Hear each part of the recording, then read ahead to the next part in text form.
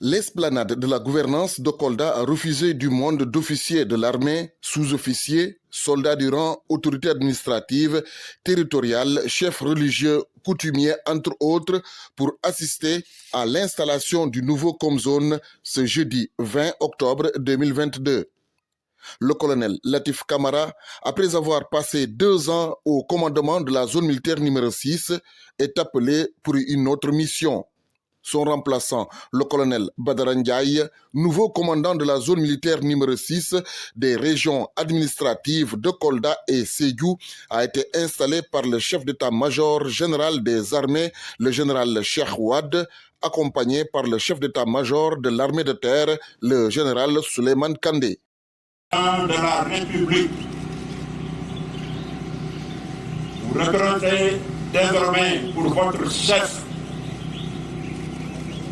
le colonel Badara Ndiaye, ici présent, et vous lui obéirez en tout ce qu'il vous commandera pour le bien du service, l'observation des lois, l'exécution des règlements militaires et le succès des armées du Sénégal.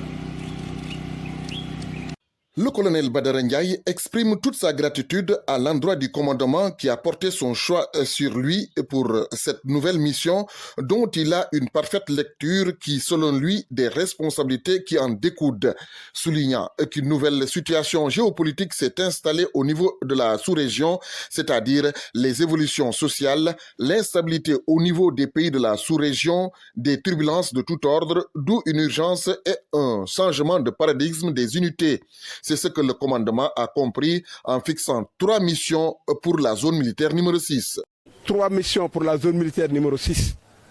La première mission est la mission permanente, qui est une mission de protection des personnes et des biens en relation avec les forces de défense et de sécurité contre toutes les formes de menaces, mais aussi en participant au maintien de l'ordre